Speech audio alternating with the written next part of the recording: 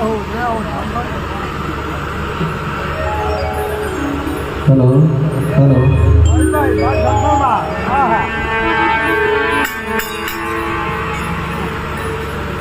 बोलो करंदाजी महाराज की